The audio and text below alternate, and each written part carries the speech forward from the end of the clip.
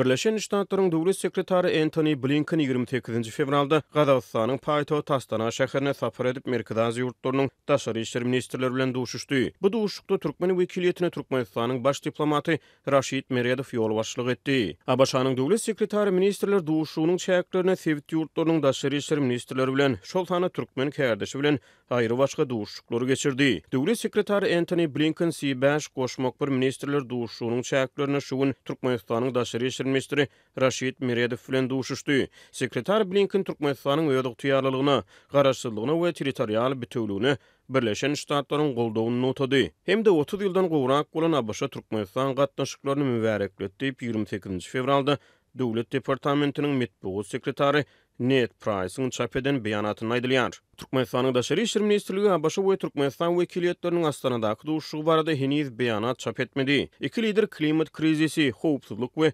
ykdysady ösüş başlangyçlary boýunça hyzmatdaşlygyň mümkinçiliklerini ara alyp maslahatlaşdy diýip ABŞ-nyň Döwlet Departamentiniň beýanatyny aýdylýar. Duşukda Meryadow iki ýurduň arasynda ýoly goýulan iki taraplyň geňeşmeler mekanizminiň netijeligini aýtdy. We şeýle duşuk mümkin boldugyny ýakyn wagtda geçirilse öýdüniň minnetdar boljakdygyny aýtdy. Sebäbi bize hakykatdan hem möhüm meseleler, iki taraplyň hyzmatdaşlyk hususan Sewit meseleleri hakynda gepleşmek gerek diýip türkmen ministri Amerikan kärdeşine aýdypdyr. Eýsem başanyň Türkmenistanyň öýdük tüýarlylygyna, garaşsyzlygyna we territorial bütünlüğüne goldawy beýan etmegine nähil düşünmeli. ABC bilen Türkmenistanyň arasynda haýsy urlarda gatnaşyklary ösdürmäge mümkinçilik bar. Amerika Aziýa meseleleri boýunça ekspert Britaniýanyň Glasgow Uniwersitetiniň professory Luka Ancheski 1 martda Azatlyk radiosyna beren interwýusynda Türkmenistanyň öýdük tüýarlylygy, garaşsyzlygy we territorial bütünlügi barada ABC-nyň gaýta-gaýta nogtaýan ıgrarlylygyna we Türkmen-Amerikan hyzmatdaşlygynyň mümkinçiliklerine syn berdi. Blinkeniň öňkü Sowet respublikalary bolan Amerika Aziýa ýurtlarynyň garaşsyzlygyny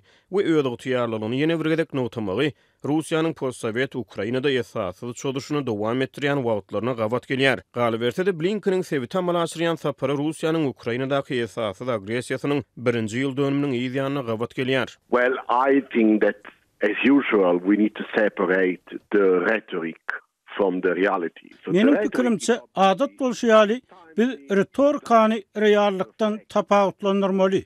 Retorika ören jaýdar elbetde. Bilşimiz ýaly Russiýa post-Sowet giňişligindäki beýleki bir ýurda Ukraina soýýar. Olar Ukrain medeniýetini, Ukrain milletini we şol wagtda döwletini ýok etmäge çalyşýarlar. Şol sebäpden menim pikirimçe Birleşen Ştatlaryň merkezi ýurtlarynyň öz başdaklygy baradaky bellikleri retorika jähetden şonuň bilen baglanşyklydyr. Remarks on the sovereignty of Central Asians have to be related to that.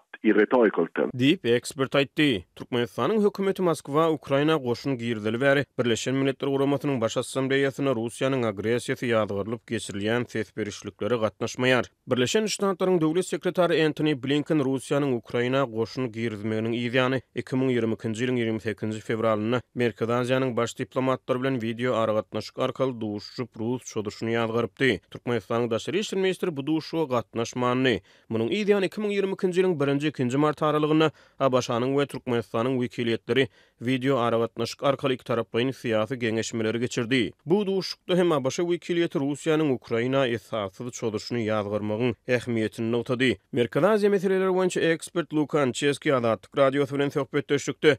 Dünýäde we Sewitde dowam edýän wakalaryň fonuny ABC-nyň Amerika Aziýa ýurtlarynyň öýdük tüýarlylygyny, garaşsyzlygyny we territorial bütünlügini notamagynyň manysyny düşündirdi. The reality though is that the Turkmen government is not, but Turkmenistan as a whole is not under risk. Hakykat ýüzünde Türkmen hökümeti, Türkmenistan Russiýanyň ýa-da Talibanyň çoluş howpy aslynda däl.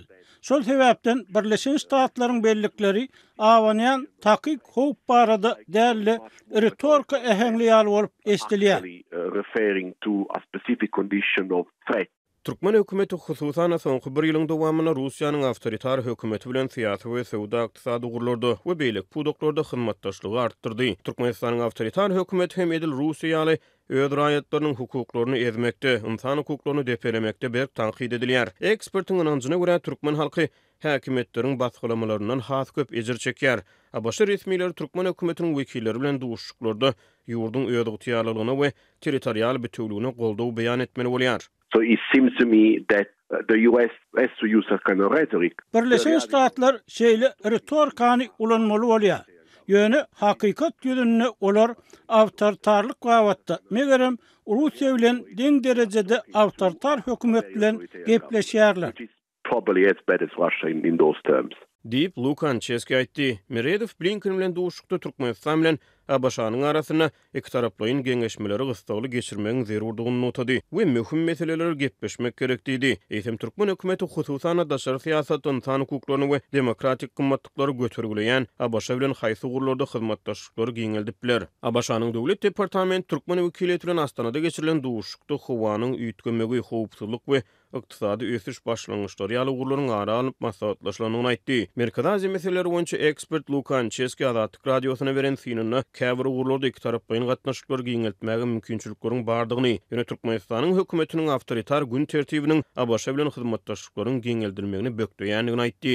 I don't really see in the case of Turkmenistan in particular. Men hususan Türkmenistan wagtda awtoritar rejimiň höküm sürýän ýerine Birleşen Ştatlaryň hyzmatdaşlyk edip biljek haýsy bir uğurny göz öňüne getirip bilmeýärin.